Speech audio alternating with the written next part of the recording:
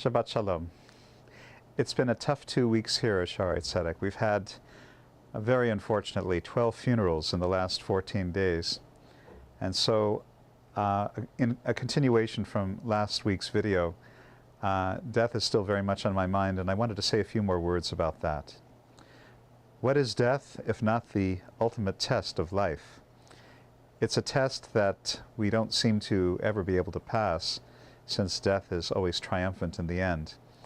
And yet there are ways that we can pass the test of death, mainly on the level of those who are left behind, the survivors. They are tested by the death of a loved one, I think even more than the deceased themselves, although what happens beyond this world, it's hard to say. But I really want to focus on the challenges facing survivors of the death of a loved one, and what happens in the aftermath, particularly during the Shiva. Winnipeg, I think, is a wonderful community in that people always come out for funerals. And even if they haven't seen you for 30 years, if they hear about the death and they're able to make it, they're certainly there. This speaks well for our community. And I also find that the support during Shiva is just amazing. How many people come out, and the good intentions there are truly laudable. And yet, there are Shivas and there are Shivas. Some Shivas I find to be so beautiful. These are the Shivas where the people who come are really there for the family and make a point of sitting with them and making the life of the deceased the main topic of conversation. And there isn't a party atmosphere in those kinds of Shivas. There's certainly talking and maybe even laughter. There can be some gaiety.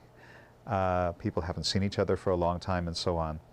But the prevailing atmosphere is one of the intent to honor the memory of the deceased, which is what the Shiva is all about from the side of those who visit.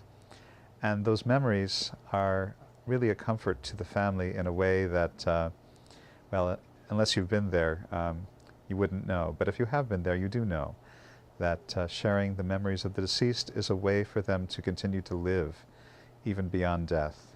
And so the sharing of stories and recollections and anything that enlivens the presence of the deceased one in the minds of the mourners is extremely valuable and very, very comforting.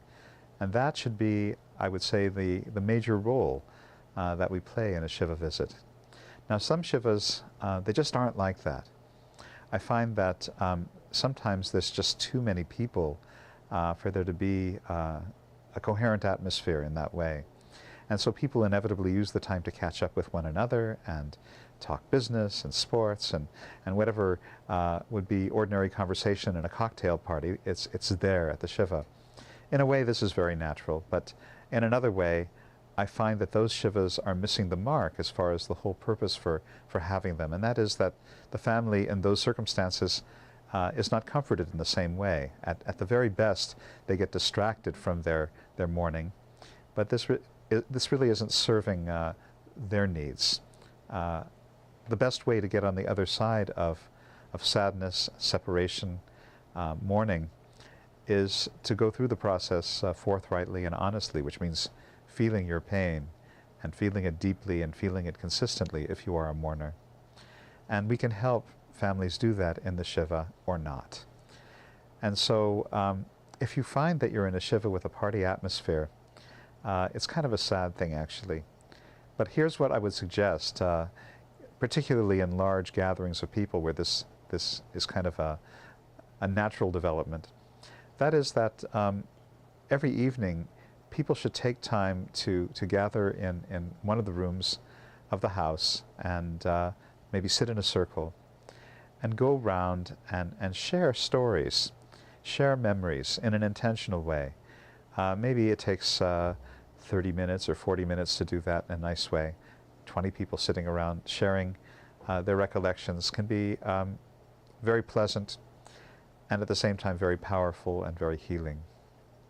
This is a way that we can truly serve the interests of the mourning family and also fulfill the mitzvah of Nihum Avelim, of comforting the mourners.